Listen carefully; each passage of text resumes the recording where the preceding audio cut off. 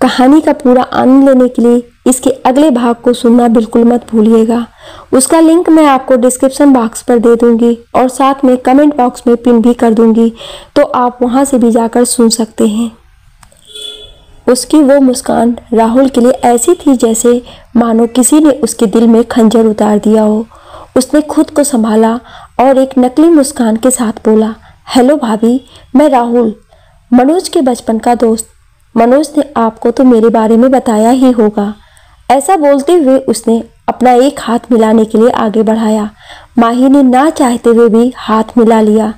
राहुल ने उसके हाथों को कस के दबा दिया। माही को बहुत तेज दर्द हो रहा था, लेकिन वो उस दर्द के आगे कुछ भी नहीं था जो उसने राहुल को दिया था। वो उस दर्द को बर्दाश्त करते हुए मुस्कुरा रही थी और वो दोनों एक दूसरे की आंखों में देखे जा रहे थे और मनोज ये सब बहुत ही चुपचाप से देख रहा था। तभी मनोज ने मजाक करते हुए बोला, अरे बस भी कर, अब छोड़ भी दे अपने भाभी का हाथ। तो राहुल ने माही का हाथ छोड़ दिया। फिर हंसते हुए मनोज को देखा और बोला, यार तूने बताया ही नहीं कि भाभी इतनी सुंदर है। मनोज ने माही की तरफ देखा जो झूठी हंसी के लिए मुस्कुरा रही थी, पर फिर भी वो बहुत खूबसूरत लग रही थी। मनोज बोला, वो तो है, आखिर बीवी किसकी है? राहुल ने मनोज से कहा, तुझे मैं अपनी होने वाली वाइफ से मिलवाता हूँ। उसने आवाज लगाई, सनाया। ये सुनकर सनाया उसकी तरफ आते हुए बोली, हाँ बोलो राहुल। राहुल ने कहा, इनसे मिलो, ये है मनोज और इनकी वाइफ माही। सनाया ने जब माही को देखा तो वो बहुत ज़्यादा डर गई। डर के कारण उसकी जबान लड़खड़ाने लगी। वो डरते हुए बोली, हेलो, आपसे मिलकर अच्छा लगा। माही ने भी उसको देखकर स्माइल किया और हेलो बोला। तभी उनके पीछे से किसी की आवाज़ आई, अरे भाई, यहाँ क्या हो रहा है? सभी लोग उस दिशा में देखने लगे। वो आवाज़ सिंघानिया ग्रुप के चेयरमैन अजय सिंघानिया की थी। सिंघानिया ग्रुप बिजनेस वर्ल्ड में जाना माना नाम थे, पर पिछले कुछ सालों से उनकी कंपनी की हालत कुछ ज़्यादा अच्छी नहीं चल रही थी। वो धीरे धीरे उन लोगों की तरफ आया और वहां आकर मनोज की तरफ देखकर बोला, ओह, तो मिस्टर मनोज भी आए हैं यहाँ। फिर उसने माही की तरफ देखा। वो उसको वहां देखकर घबरा गया। उसको इस तरह से देखकर सनाया ने उसका हाथ धीरे से पकड़ लिया और उसको शांत रहने का इशारा किया। राहुल ने मनोज से कहा, मनोज, इनसे मिलो, ये है मेरे होने वाले फादर इन लॉ। उन दोनों ने एक दूसरे को हेलो किया।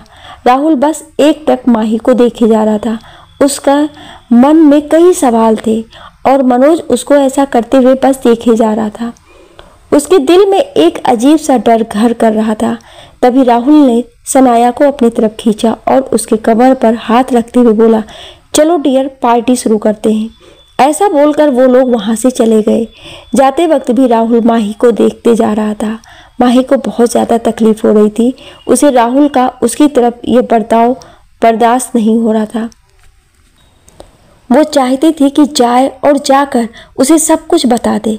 उसे बता दे कि उसकी प्यारी माही को बर्बाद करने के पीछे ये इंसान के खाल में छिपे भेड़िए हैं। वो देख रही थी उन सब को वहाँ। वो उनमें से एक एक को पहचान रही थी। वो सभी उसकी बर्बादी के कारण थे, लेकिन वो कुछ नहीं कर सकती थी सिवाय उनको यूं अपने सामने देखकर मुस्कुराने के। वो सभी एक हाल की तरफ बढ़ गए। वहां पर सबके लिए बैठने के लिए इंतजाम किया गया था। रिंग सेरेमनी शुरू हुई और सभी तालियां बजा रहे थे। माही भी फीकी मुस्कान लिए बस तालियां बजाई जा रही थी। पूरे वक्त वो यही सोचती रही कि ऐसा क्यों हो गया मेरे साथ। अगर सब कुछ ठीक होता तो आज उसकी जगह मैं वहां होती। मनोज कभी माही को देखता तो कभी राहुल को। उसके दिल में एक बेचैनी सी हो रही थी। सेरेमनी के बाद राहुल ने माइक लेते हुए सभी से कहा, लेडीज एंड जेंटलमैन, आप सभी का यहाँ आने का बहुत बहुत शुक्रिया। आज का दिन मेरे लिए बहुत खास है क्योंकि आज मैं अपनी लाइफ के बहुत इम्पोर्टेंट लोगों से मिला। आज मैं बहुत समय बाद अपने बचपन के दोस्त मनोज से मिला और सबसे खास उनकी वाइफ माही भाभी से मिला। मनोज वाइन का ग्लास हाथ में लिए राहुल को देख रहा था। फिर उसने अपनी नज़र माही पर टिका दी जो कुछ घबराई हुई थी और बस सर झुकाकर नीचे की तरफ देखे जा रही थी। फिर राहुल ने बोला, तो आज मैं अपने भाभी जी से रिक्वेस्ट करूंगा कि वो स्टेज पर आएं और हम सबके लिए एक गाना गाएं। और हाँ, कोई बहाना नहीं चलेगा, तो प्लीज़ हमारे लिए बस एक गाना। तो जोरदार तालियां हो जाएं। मिस माही गुजराल के लिए।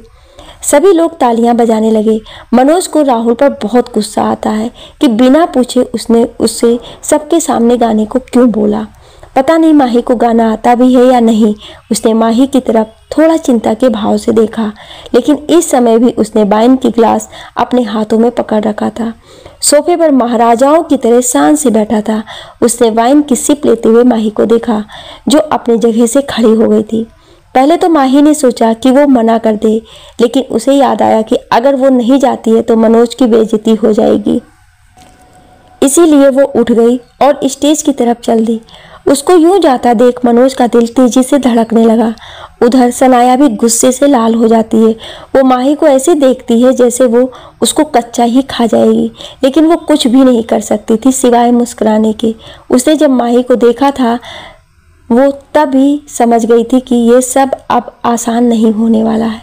स्टेज पर पहुंचने के बाद माही पियानो बजाने को बैठी। मनोज अपना सर नीचे किए हुए अपने ग्लास के वाइन को देख रहा था। तभी माही ने पियानो बजाना शुरू कर दिया।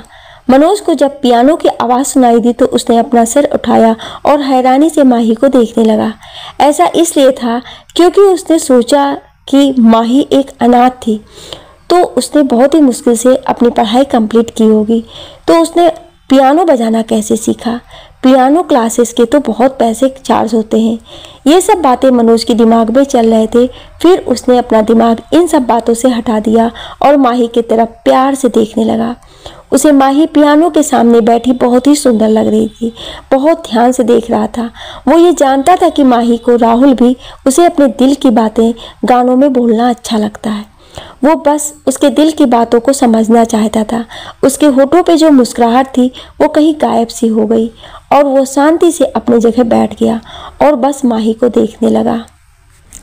माही ने अपनी आंखें बंद कर ली और गाना शुरू किया।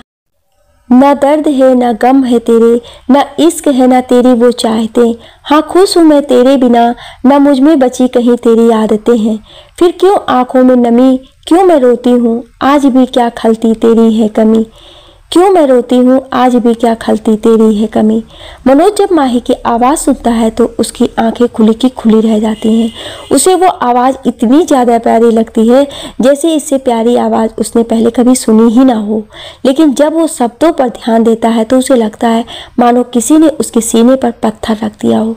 उस आवाज़ में उसे बहुत दर्द का एहसास होता है। वो अपनी आंखों को छोटी कर लेता है और राहुल को ध्यान से देखने लगता है। राहुल भी बस माही को देखे जा रहा था। मनोज को ये अच्छा नहीं लगता। वो अपने वाइन के गिलास को तेजी से पकड़ लेता है और वाइन पीने लगता है। माही राहुल को देखती है और गाती है। तुमको कहा था साथ जिएंगे, होंगे जुदा न हम कभी, हाथ ही थामे चलता रहूं मैं वक्त ये ले जाए कहीं, झूठी है ये सारी कस्में सारे वादे प्यार के, दफन मैं उनको ही कराई जश्न में अपने हार के। माही अपनी आंखें बंद कर लेती है। तो फिर क्यों आंखों में नमी, क्यों मैं रोती हूँ आज भी, हाँ खलती तेरी है कमी, जो मैं रोती हूँ आज भी।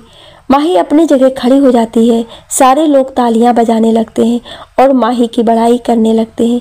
सबकी आंखें नम हो चुकी होती हैं, लेकिन मनोज न अपनी जगह से उठता है और ना ही वो तालियां बजाता है। वो एक नज़र राहुल को देखता है जिसकी आंखों में आंसू थे।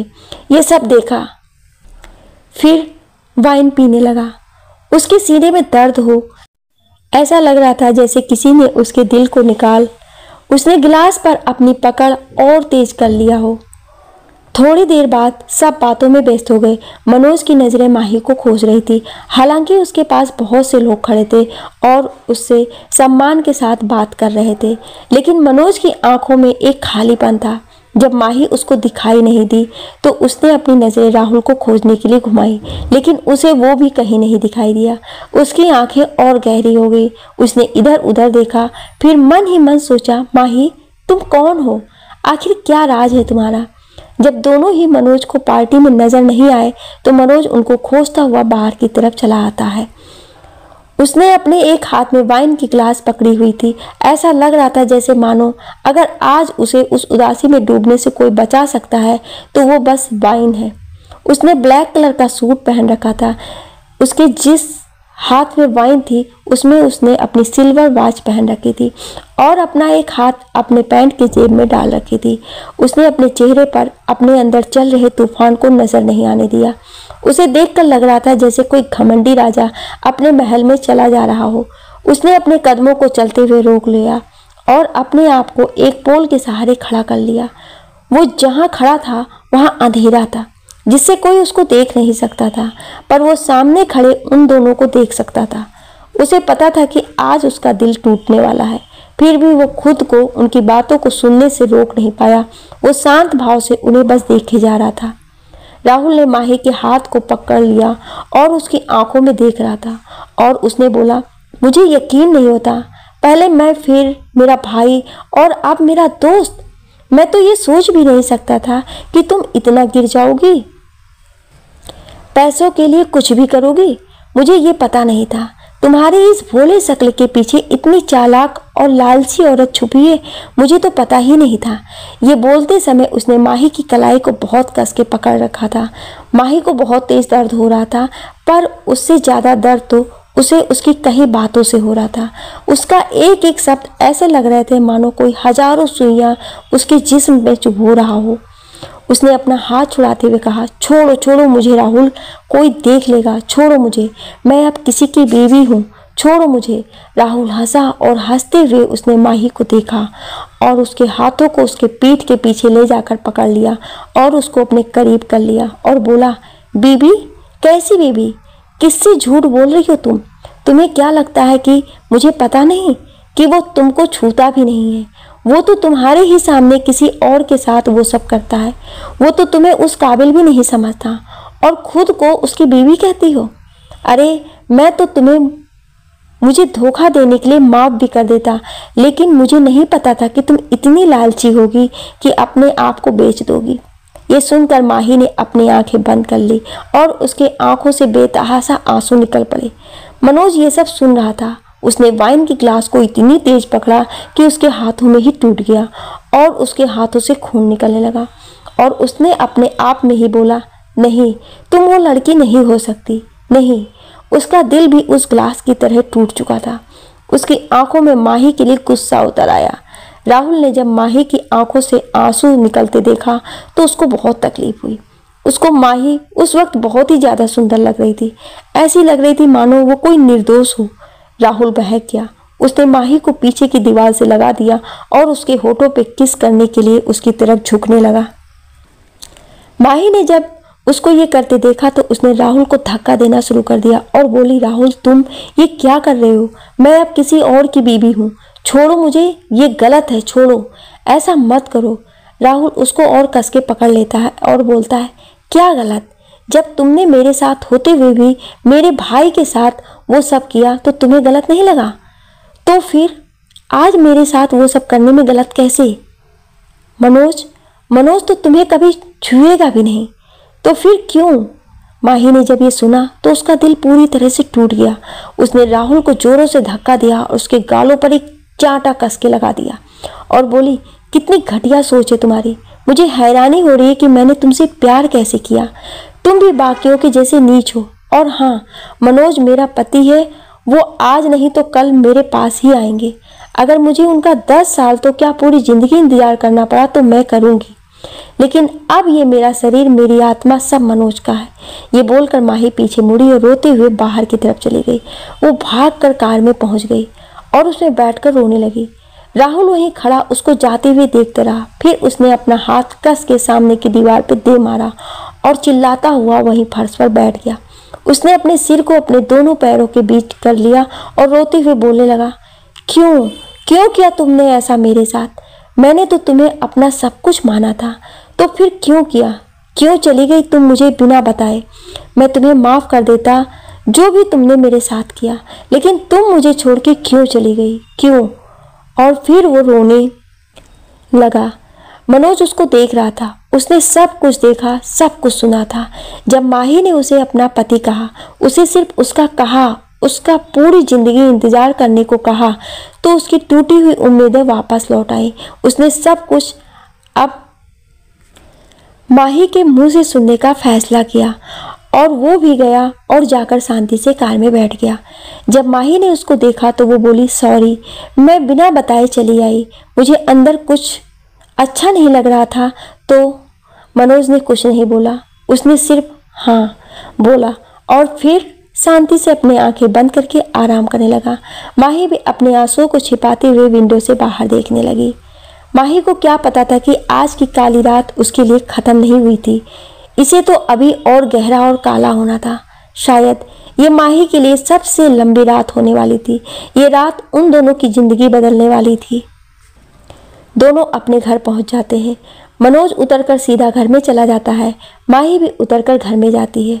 मनोज लिविंग रूम के सोफे पर बैठ जाता है और अपने कोट को उतारकर साइड कर देता है और अपनी टाई को ढीला करने लगता है। उसके चेहरे पर कोई भी भावनाएं नहीं थी। माही बोलती है, मैं अपने कमरे में जाती हूँ, गुड नाइट। मनोज उसको बिना देखे बोलता है, एक गिलास पानी। माही बोलती है, अभी लाती हूँ, और वो एक गिलास पानी लाकर मनोज को देती है। सरला अपने घर जा चुकी थी। जब माही पानी मनोज को दे देती है तो उसकी नज़र मनोज के हाथ की तरफ जाती है तो वो खून देखकर घबराते हुए बोलती है, खून? आपके हाथों से तो खून बह रहा है। वो मनोज का हाथ पकड़ लेती है। मनोज उसको यूं करते बस देखता है। माही पूछती है, आपको चोट कैसी लगी? वो उसके चोट पर पट्टी लगाती है। मनोज बस उसको देख रहा था। उस वक्त माही उसको बहुत प्यारी लग रही थी। वो थोड़ी देर के लिए सब कुछ भूल जाता है। तभी उसकी नज़र माही के हाथ की कलाइयों पर पड़े दाग पड़ जाती है, जो राहुल के कस के पकड़ने की वजह से पड़ गए थे। मनोज को सब याद आने लगता है। उसका चेहरा एक बार फिर से गंभीर हो जाता है। वो माही से पूछता है, माही, मैं अगर कुछ पूछूंगा तो क्या सच सच जवाब दोगी? तुम्हें पता है कि मुझे झूठ बिल्कुल पसंद नहीं है, तो उम्मीद है तुम मुझसे झूठ नहीं बोलोगी। माही थोड़ा डरती है और फिर हिचकिचाते हुए बोलती है, हाँ। मनोज उसके तरफ ध्यान से देखता है और फिर पूछता है, क्या तुम राहुल को पहले से जानती हो? माही उसका सवाल सुनकर चौंक जाती है, फिर कुछ सोचती है और बोलती है, नहीं, मैं उसे नहीं जानती हूँ। मनोज उसका झूठ सुन के गुस्से से आग बबूला हो जाता है। वो अपने हाथों की मुट्ठियां बना लेता है और माही की तरफ घूरते हुए बोलता है, क्या तुम सच बोल रही हो? मैं ये आखिरी बार पूछ रहा हूँ। माही को अब राहुल से जुड़ी कोई बात नहीं करनी थी। अब वो उसको याद भी नहीं रखना चाहती थी। उसने मनोज को देखा, फिर अपनी जगह पर खड़ी हुई और बोली, मैं उसे नहीं जानती और आप भी मुझसे कोई सवाल मत पूछिए। ये मत भूलिए कि हम लोगों ने पहले ही डिसाइड किया था कि हम दोनों ही एक दूसरे के प्राइवेट लाइफ में कोई दखल नहीं देंगे, तो फिर आप क्यों पूछ रहे हैं? मनोज इस बात से इतना नाराज हो जाता है कि वो गुस्से से उठता है और माही के हाथ को बहुत जोर से पकड़ लेता है और उसको अपने रूम में ले जाता है और उसको अपने बेड पर गिरा देता है और खुद उसके ऊपर आ जाता है और उसके गले पर अपने हाथों को रखता है और उससे कहता है कि तुम्हारी हिम्मत कैसे हुई मुझसे झूठ बोलने की? तुमने उस आदमी को चोट पहुंचाया है जिसे मैं अपनी ज़िंदगी में सबसे ज़्यादा मानता हूँ। तुमने तो उसको मरने के लिए छोड़ दिया था। तुम्हारी वजह से उसने खुदकुशी करने की कोशिश की। हमेशा खुश रहने वाले इंसान को मैंने दुख के साए में जाते देखा है और उन सब की वजह तुम थी।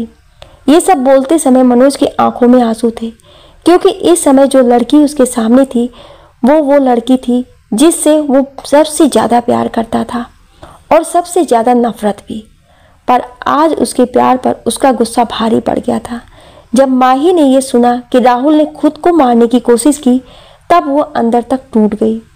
अब उसको ज़िंदगी से ज़्यादा मौत आसान लग रही थी। उसने मनोज के हाथों से अपना हाथ हटा लिया। मनोज ने उनकी तरफ नफरत से देखा और फिर उसने उसके गले पर अपनी पकड़ तेज कर दी और बोला, बताओ क्यों किया तुमने ऐसा, क्यों किया? उसके आंखों से आंसू माही के चेहरे पर गिर रहे थे। उसने माही को देखा और उससे बोला कि जी तो चाहता है कि तुमको मैं जान से मार डालूं। पर मनोज को एहसास होता है कि माही अपने आप को बचाने की कोशिश नहीं कर रही है। उसको एक अजीब से डर ने घेर लिया। उसने माही के चेहरे की तरफ देखा जो मुस्कुराई जा रही थी। मनोज अपने होश में आया। उसने उसकी गर्दन से अपनी पकड़ ढीली कर दी तो माही ने उसके हाथ को पकड़ लिया और अपने गले पर लगाकर बोली, नहीं, ऐसा मत करो, मार दो मुझे, मार दो मुझे। मनोज, मैं जीना नहीं चाहती, मुझे मुक्ति दे दो, प्लीज़ मुझे मार दो, मुझसे ये दर्द अब और नहीं बर्दाश्त होता है, मुझे मार डालो। ये बोलते हुए उसके हाथों से अपना गला दबाने लगती है। मनोज जब उसको ऐसा करते देखता है तो वो अपने हाथों को पीछे ही खींचता है और उसके आंखों में देखता है, जिसमें उसे सिर्फ निराशा, सच्चाई और बहुत सारा दुख दिखता है। मनोज उसको छोड़ देता है और खड़ा हो जाता है। फिर वो माही के कंधों को पकड़कर बोलता है, क्यों किया तुमने ऐसा? बताओ, बताओ मुझे क्यों किए? तुम जीना नहीं चाहती? बताओ मुझे क्यों छोड़ा तुमने उसको? अगर तुम उससे इतना ही ज़्यादा प्यार करती थी तो क्यों धोखा दिया तुमने उसे? माही रोते हुए बोली है, मेरे पास कोई और रास्ता नहीं था कोई और रास्ता। मैंने उसे कभी धोखा नहीं दिया। वो मैं थी जिसके साथ गलत हुआ। मनोज ने जब ये सुना तो थोड़ी देर के लिए वो सहम सा गया। वो बस माही को देखे जा रहा था। फिर उसने माही की तरफ देखा और बोला, धोखा नहीं दिया? गलत हुआ? क्या गलत हुआ तुम्हारे साथ? आखिर क्या मजबूरी थी तुम्हारी? बताओ मुझे सब जानना है। माही अपने आंखों से आंसू पोंछती है और मनोज के सामने खड़ी होकर अपने कपड़े निकालने लगती है। मनोज जब उसको ये करते देखता है तो उसको कुछ समझ नहीं आता है। वो उसको ऐसा करने से रोकता है, बोलता है, ये तुम क्या कर रही हो? माही उसकी तरफ देखते हुए अपने कपड़ों को निकालती है और बोलती है, आपको जानना था ना कि क्या गलत हुआ था मेरे साथ, मेरी क्या मजबूरी थी? तो देखिए, ये थी मेरी मजबूरी। मनोज ने अपने आंखों को बंद कर लिया था। माही ने फिर कहा, देखिए मुझे, देखिए मेरी तरफ। मनोज अपनी आंखें खोलता है। वो अपने सामने माही के शरीर को देखता है जिस पर बहुत सारे दाग बने हुए थे। उनको देखकर वो पूरी तरह से टूट जाता है। उसके अंदर जैसे दुख का सैलाब उमड़ आया हो। उसने तुरंत सामने रखे चादर को उठाया और उससे माही को ढक दिया। उसने उसको गले से लगा लिया और कुछ देर तक वैसे ही लगा रहा, जैसे वो खुद को समेटने की कोशिश कर रहा हो। माही बस बोले जा रही थी, मैंने उसे धोखा नहीं दिया। और फिर वो भी धीरे धीरे शांत हो गई। माही को मनोज के बाहों में बहुत सुकून मिल रहा था। वो अपने आप को पता नहीं क्यों पर उसकी बाहों में बहुत महफूज महसूस कर रही थी। कुछ देर के बाद मनोज ने उसको अपने गले से लगाए हुए बोला, किसने किया ये? उसकी आवाज़ लड़खड़ा रही थी। वो अपने आप को रोने से रोक रहा था शायद। बताओ मुझे। उसकी आंखों में खून उतर आया था। बताओ मुझे, सब कुछ जानना है, सब कुछ। माही उसको सुन रही थी। उसने मन ही मन कहा, क्या मनोज रो रहे हैं? उसने माही की तरफ देखा और उसकी आंखों में देखते हुए बोला, बताओ मुझे, किसने किया है ये? मैं वादा करता हूँ उसको मैं मौत से भी ज़्यादा बुरी सज़ा दूंगा। उन्हें बर्बाद करके रख दूंगा, चाहे वो कोई भी हो। उसको मुझसे अब कोई नहीं बचा पाएगा। माही हैरान नज़रों से मनोज को देखती है। उसकी आंखों में आंसू भर आता है। शायद ये पहली बार था जब उसे किसी ने उसको अपनेपन का एहसास कराया था, इतना महफूज महसूस कराया हो, किसी ने उसके लिए बदला लेने की बात कही हो। माही ने हाँ में अपना सिर हिला दिया और बोली, मैं सब कुछ बताऊंगी। माही मनोज के बेड पर बैठ जाती है और मनोज उसके सामने रखे चेयर पर। मनोज शांत भाव से माही को देखने लगता है। माही अपना सर नीचे करके बोलना शुरू करती है, मेरा जन्म दिल्ली शहर के एक जाने माने खानदान में हुआ था। मैं जब पैदा हुई थी मेरे परिवार में सब बहुत खुश हुए।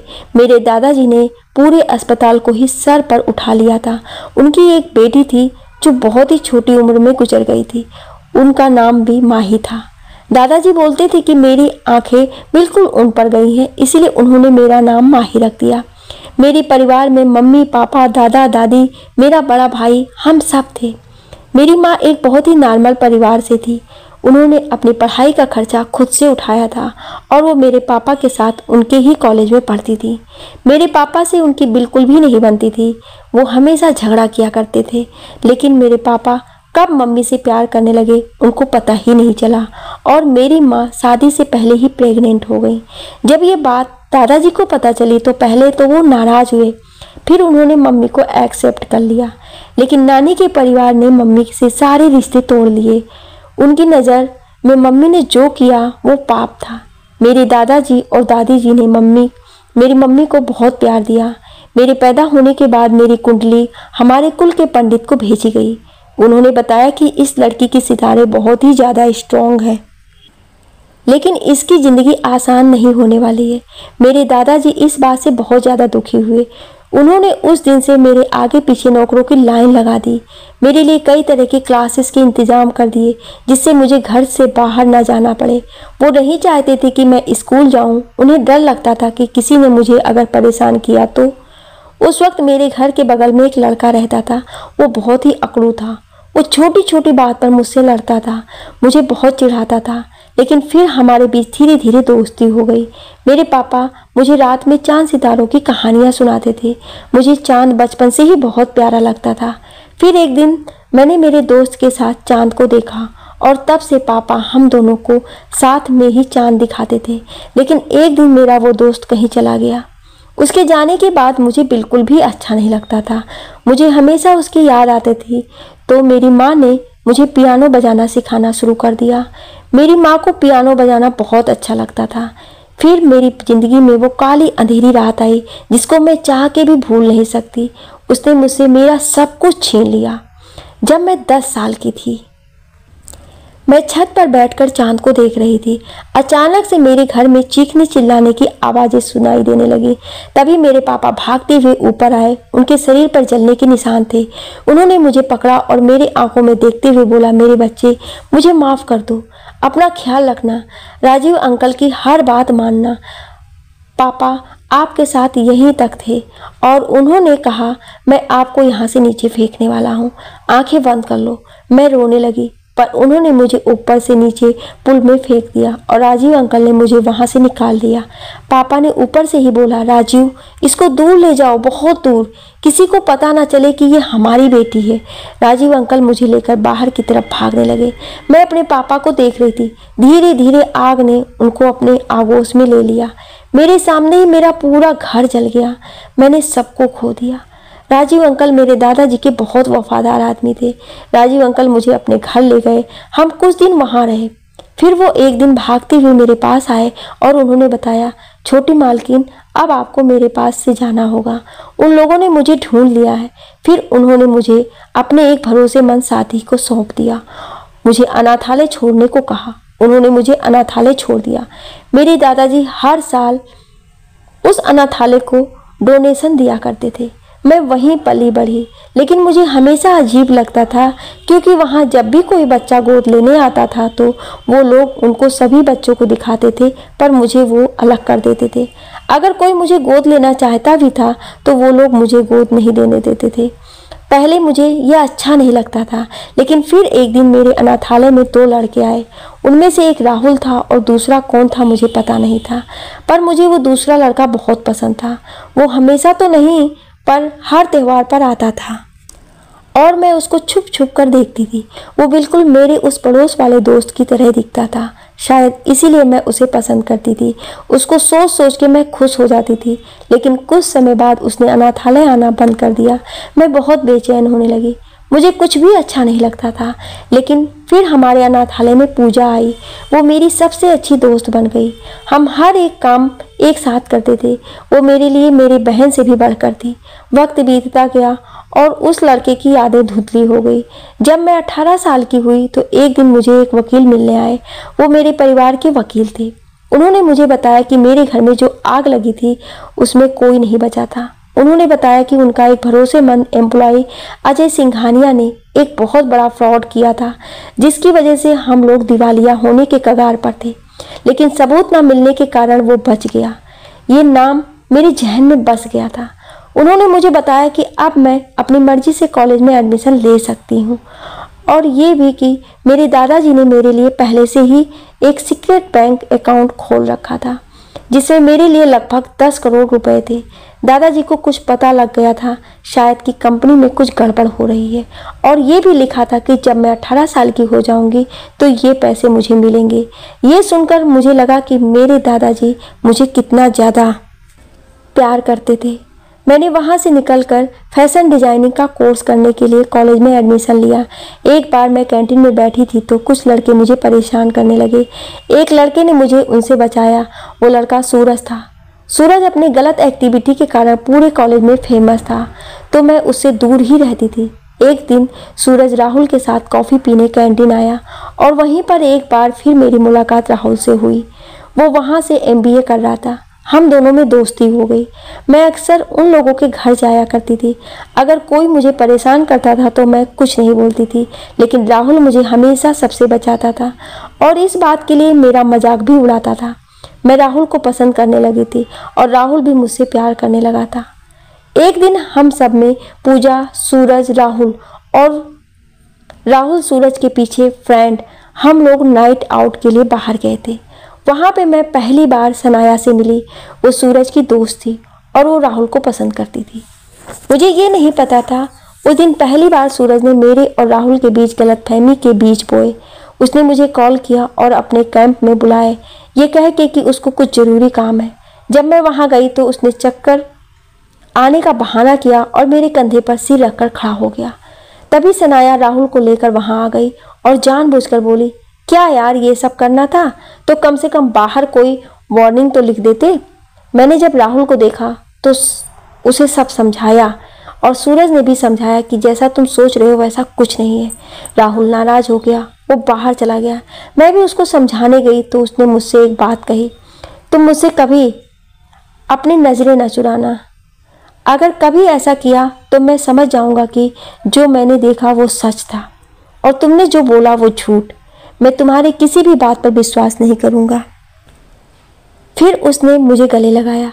मुझे राहुल की ये बात छू गई कि उसे अपने आंखें देखी सच्चाई से ज़्यादा मेरे आंखों की सच्चाई पर भरोसा है।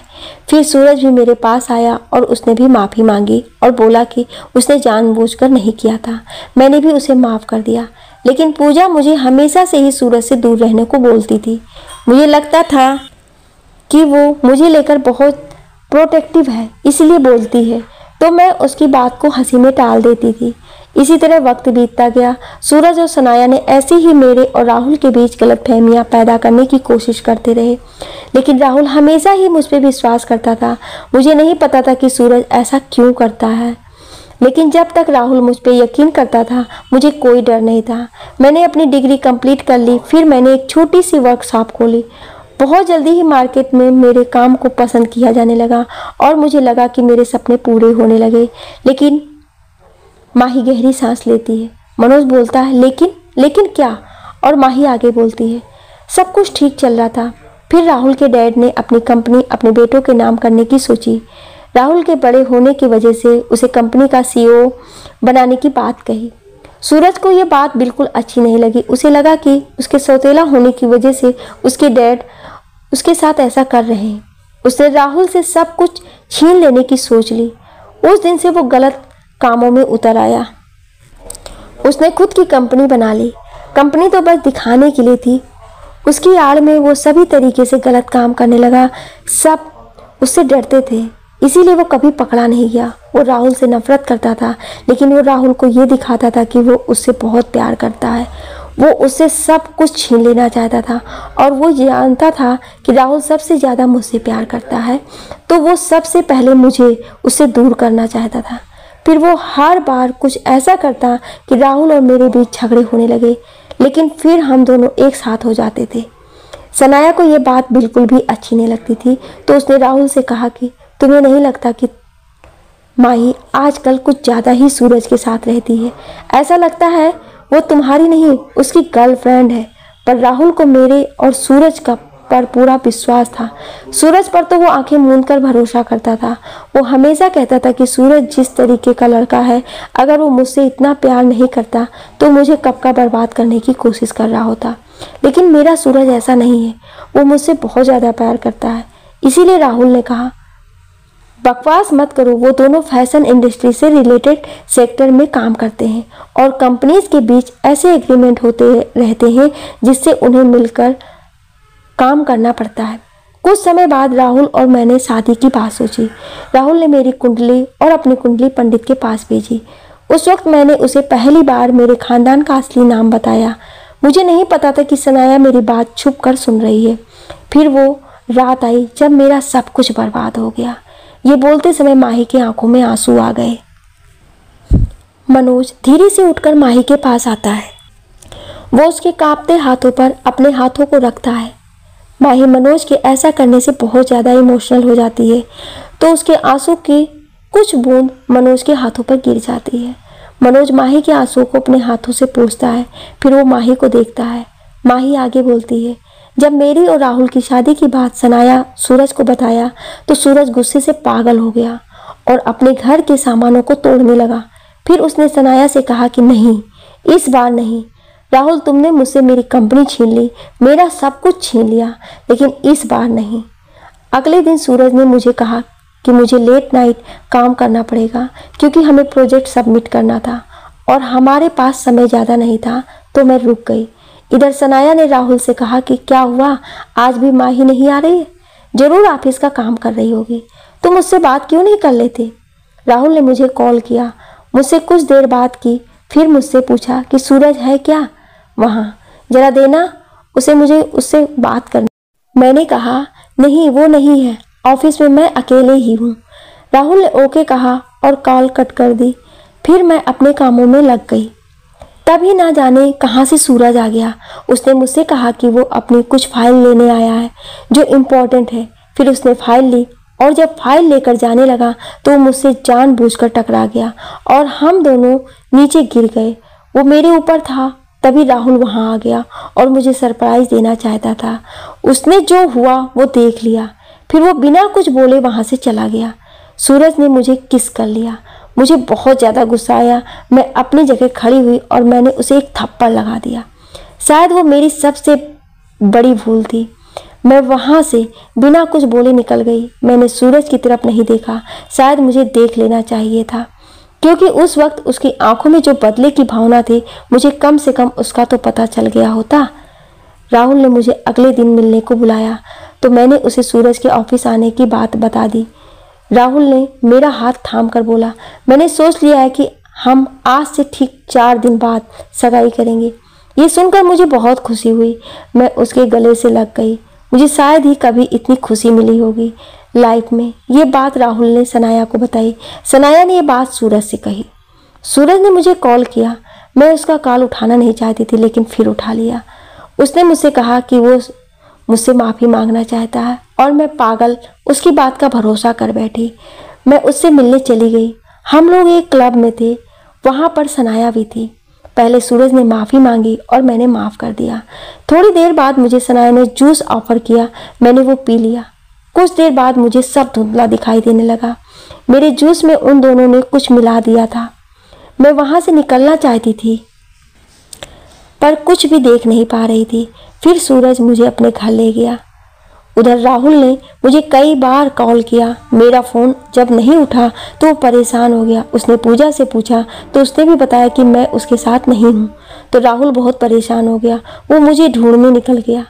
उधर उसी के घर में मैं पड़ी थी। सूरज ने मुझे अपने बेड पर लेटा दिया और खुद मेरे ऊपर आ गया। वो मेरे कपड़ों को निकालने लगा। मैं चाह रही थी उसको रोकना, पर मैं उसे रोक नहीं पा रही थी। मैं बस वो सब मेरे साथ होते हुए देख पा रही थी। माही अपने चेहरे को अपने दोनों हाथों के बीच रखकर रोने लगती है। सुबह जब हुई तो राहुल थका हारा घर लौटा। वो बहुत निराश हो गया था। उसे लग रहा था कि मैं किसी मुसीबत में तो नहीं फंस गई। वो जब वापस जाने लगा तो सूरज ने जानबूझकर मेरा नाम लेकर बोला, माही लव यू। राहुल ये सुन करके कमरे में आ गया। उसने मुझे सूरज की बाहों में देखा तो वो बिना कुछ बोले ही वहाँ से निकल गया। मैं उसके पीछे भागी। मैंने उसे रोका। मैं ठीक से खड़ी भी नहीं हो पा रही थी। मैंने राहुल का हाथ पीछे से पकड़ लिया। वो रुक गया।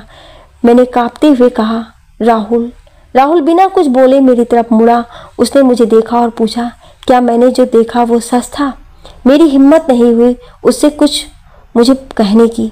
मेरा सिर नीचे की तरफ झुक गया था। उसकी आवाज़ में तकलीफ सुनाई दे रही थी। जब मैंने कुछ नहीं कहा तो उसने कहा, तो मैंने जो देखा वो सच था। फिर उसने अपना हाथ मुझसे छुड़ा लिया और बस इतना कहा, क्यों? तुमने मेरे साथ ऐसा क्यों किया? उसकी आवाज़ बता रही थी कि वो अंदर से टूट गया है। फिर उसने मेरे कंधों को अपने हाथों से पकड़ा और रोते हुए बोला, बोल दो माही कि मैंने जो देखा वो झूठ था, वो सच नहीं था। मैं मान लूँगा माही, लेकिन ये मत कहना माही कि तुमने मुझे धोखा दिया। मैं अपने टूटे दिल को संभाल नहीं पाऊंगा माही। बोल दो। उसने मेरे हाथों को अपने सीने पर रखा और बोला, देखो माही, मुझे दर्द हो रहा है, यहाँ बहुत ज़्यादा हो रहा है। मैं खुद को संभाल नहीं पाऊंगा। प्लीज़ माही, कह दो मैंने जो देखा वो झूठ था, वो झूठ था। मैं उसको सब कुछ बताने ही वाली थी कि तभी सूरज वहाँ आ गया और उसने राहुल से कहा, भाई मुझे माफ़ कर दो, कल हम दोनों बहुत नशे में थे और माही ने मुझे कहा कि वो मुझे पसंद करती है, तो मैं ही बहक गया, मुझे माफ़ कर दो भाई। राहुल ये सुनकर वहाँ से तुरंत चला गया। मैं उसके पीछे भागी लेकिन उसने मुड़ करके भी नहीं देखा और वो वहाँ से चला गया। मैं वहीं बैठ गई और रोने लगी। तभी सूरज आया और मेरे सामने हंसते हुए कहा कि ये मुझे थप्पड़ मारने की सज़ा थी, अब तुम मेरी हो। वैसे मुझे मज़ा बहुत आया तुम्हारे साथ वो सब करके। ये सुनकर मैंने उसे एक और थप्पड़ दिया तो वो गुस्से से पागल हो गया। उसने मुझे बालों से पकड़ा और घसीटते हुए अपने कमरे में ले गया और उसने मेरे साथ फिर से वही सब किया। उसने बोला कि अगर मैं फिर कभी राहुल के करीब गई तो वो राहुल को बर्बाद कर देगा और पूजा के साथ भी वही सब करेगा। मैं डर गई। उसने 2 दिन तक मेरे साथ वही सब किया। फिर मैं बेहोश हो गई। जब मैं होश में आई तो मैं देखी कि वहाँ कोई नहीं था। मेरे पूरे शरीर पर सिर्फ घाव के निशान थे। मैंने कपड़े पहने और मैं वहाँ से भागने निकली। लेकिन जब मैं सीढ़ी पर पहुंची तो सूरज ने मुझे पीछे की तरफ खींचा। उसका हाथ गीला था जिसकी वजह से मेरा हाथ उसके हाथों से छूट गया और मैं सीढ़ियों से नीचे गिर गई। मैं 10 दिन के लिए कोमा में चली गई। जब मुझे होश आया तो मैं वहाँ से भाग निकली। मैं पूजा के पास गई। उसने मुझसे कहा कि मुझे ये देश छोड़कर दूसरी जगह चले जाना चाहिए क्योंकि राहुल बाहर गया है और सूरज मुझे परेशान करने के लिए कुछ भी करेगा। मैंने कई बार राहुल को कॉल किया। उसने एक बार उठाया और कहा कि मुझसे कोई रिश्ता नहीं रखना चाहता है। मैं उसे आगे कुछ बोलती तब तक उसने फ़ोन काट कर दी। मुझे पूजा की बात सही लगी। मैंने कहा कि हम कल चलेंगे। अगले दिन जब मैं और पूजा एयरपोर्ट के लिए निकले तो एक चैन में कुछ आदमी आए और मुझे उन्होंने उठा लिया। वो मुझे एक कमरे में ले करके गए। मैं बहुत डर गई थी। मुझे लगा कि ये सूरज के आदमी होंगे, लेकिन वो कोई और था। मैं उसको नहीं जानती थी। उसने मुझे देखा और मेरा असली नाम लिया। मैंने जब उसके मुंह से अपना नाम सुना तो मुझे अजीब लगा क्योंकि मेरा असली नाम तो सिर्फ राहुल को पता था। तो मैंने उससे पूछा, कौन हो तुम और तुम मुझे कैसे जानते हो? तो वो हंसते हुए बोला, मेरा नाम अजय सिंघानिया है। आप मुझे नहीं जानती होंगी लेकिन मैं आपको जानता हूँ। मैं तो आपको कितने सालों से ढूंढ रहा था, आपको अपने हाथों से मारने के लिए। मैंने जब उसका नाम सुना तो मुझे याद आ गया कि वो वही है जिसने मेरे परिवार को बर्बाद किया था। मैंने उससे कहा कि मैं तुम्हें कैसे भूल सकती हूँ। वो तुम ही थे जिसकी वजह से मेरा परिवार बर्बाद हो गया और उन्हें खुदकुशी करनी पड़ी। इस बात पर वो पागलों की तरह हंसने लगा और बोला, क्या कहा तुमने? खुदकुशी? तुम भी बाकी दुनिया वालों की बात पर विश्वास करती हो? उन्होंने खुदकुशी नहीं की, उन्हें मैंने मारा है, अपने हाथों से मारा है उन्हें। मैंने जब ये सुना तो मेरा मन तो किया मैं उसको उसी तरह से जलाकर मार डालूं, पर मैंने उससे सब कुछ जानने का फैसला किया। इसलिए मैंने उससे पूछा कि तुमने ऐसा क्यों किया? तो वो बोला, बदला लेने के लिए किया। मैंने फिर पूछा, कैसा बदला? तो उसने बताया कि मेरी माँ, मेरे पापा और वो तीनों एक ही कॉलेज में साथ में पढ़ते थे। वो मेरी माँ को पसंद करता था लेकिन मेरी माँ नहीं करती थी। उन्होंने मेरे पापा से शादी कर ली और उसे लगा कि वो अमीर नहीं है, इसीलिए मेरी माँ ने उसे छोड़ दिया था। उसने मेरे पापा को बर्बाद करने की ठान ली और उसने मेरे पापा की कंपनी में काम करना शुरू कर दिया और धीरे धीरे उसने पैसों का फ्रॉड करना शुरू कर दिया। हमारी कंपनी का दिवालिया निकालने वाला था। फिर वो मेरे घर आया और उसने मेरी माँ को उसके साथ चलने को कहा। मेरी माँ ने उसे मना किया तो उसने उनको मारा और उनको खींच के अपने साथ ले जाने लगा। मेरे दादाजी ने जब ये देखा तो उसकी तरफ बढ़े तो उसने उनको सीढ़ियों से धक्का दे दिया। फिर उसने हमारे घर में आग लगा दी। मेरी माँ ने जब सबको आग में जलते देखा तो उसको धक्का देकर अंदर की तरफ चली गई और वो भी बाकियों के साथ चल गई। फिर वो बोला, लेकिन तुम बच गई। मैं तो तुम्हारे बारे में भूल ही गया था, लेकिन जब तुम्हारी याद आई तो तुम वहाँ नहीं थी। मैंने तो तुम्हें खोजना शुरू कर दिया। फिर मुझे राजीव की याद आई, लेकिन वो तो बहुत ज़्यादा वफादार निकला। उसने तुम्हें छुपा दिया। मैंने उसे बहुत टॉर्चर किया लेकिन उसने तुम्हारा पता नहीं बताया। मैंने तो सोच लिया था कि तुम मर गई होगी, लेकिन फिर सनाया ने मुझे तुम्हारे बारे में बताया। जब उसने तुम्हारा नाम लिया तो मैं खुद को तुम्हारे बारे में पता लगाने से रोक नहीं पाया। फिर मैंने अनाथालय के लोगों को उठा लिया तो उन्होंने सारी सच्चाई बता दी। फिर मुझे सुकून मिला कि आखिर तुम्हारी मौत भी मेरे ही हाथों होनी लिखी है। तुम दिखती तो अपनी माँ की जैसी हो, लेकिन आदत तुम्हारे बाप की है दूसरों के प्यार को चुराने की। लेकिन मैं उसके साथ वो सब फिर से नहीं होने दूंगा। अब उसे सब कुछ मिलेगा जो उसका है। ये सब सुनकर मुझे बहुत ज़्यादा दुख हुआ। मैं अंदर तक हिल गई। जी चाह रहा था कि उसका गला दबा दूं, लेकिन मैं उसकी हंसी सुन के अलावा कुछ नहीं कर सकती थी। उसने मुझे जिंदा रखा, लेकिन मुझे वो लोग रोज़ टार्चर करते थे, मुझे मारते थे, पीटते थे, कभी कभी तो खाना भी नहीं देते थे। फिर 6 दिन बाद एक लड़का आया। उसने मुझे देखा। शायद उसको मुझे टार्चर करने के लिए भेजा गया था, लेकिन उसने मेरा रेप करने की कोशिश की। मैंने अपने बचाव के लिए उस पर एक लोहे की रॉड से वार कर दिया और समय देखकर वहाँ से भाग निकली। मैंने कैसे भी करके पूजा से कांटेक्ट किया। मैं और पूजा दोनों अपने एक दोस्त के वहाँ छुप गए। पूजा ने बोला कि हमें ये देश छोड़ना होगा। मैंने उससे अपनी कंपनी बेचने को कहा। हम दोनों ही निकलने वाले थे कि तभी पूजा को तुम्हारी दादी का कॉल आया। उन्होंने मुझे तुमसे 4 साल के लिए शादी की बात की। पूजा ने बिना कुछ सोचे हाँ कर दी। मैं उस पर बहुत नाराज़ हुई तो उसने मुझसे कहा, इस समय सब जगह विजय के आदमी और सूरज के आदमी मुझे तलाश कर रहे होंगे। वो लोग हर जगह होंगे और पिछली बार की तरह फिर से पकड़ लिया तो मैं जिंदा नहीं बचूंगी। और अगर मेरी शादी आपसे हो जाती तो मैं सेफ रहूंगी, और तब तक वो लोग मुझे ढूंढना बंद कर देंगे। और कोई सोच भी नहीं सकता था कि मैं आपके साथ रहती हूँ, इसलिए मैंने भी हाँ कर दी और फिर मैंने आपसे शादी कर ली। और पूजा सिंगापुर निकल गई। माही जोर जोर से रोने लगी। मनोज ने उसको गले से लगा लिया। उसकी आंखें गुस्से से जल रही थी। उसने सोचा कि जिसने भी मेरी बीवी के साथ गलत किया है, अब मैं उन्हें नहीं छोड़ूंगा। मुझे माफ़ कर दो, मुझे नहीं पता था कि तुमने इतना कुछ सहा है। उसने माही की आंखों में देखा और कहा, अब तुम्हें रोने की ज़रूरत नहीं है। तुम्हें जितना रोना था तुमने रो लिया। अब उनकी बारी है। अब मैं तुम्हारे साथ खड़ा हूँ। देखता हूँ किसकी हिम्मत है जो मनोज गुजराल की वाइफ पर हाथ डाले। क्या आप इस कहानी के आगे के भाग को सुनना चाहते हैं? तो कमेंट में यस या नो जरूर लिखिएगा। Thank you.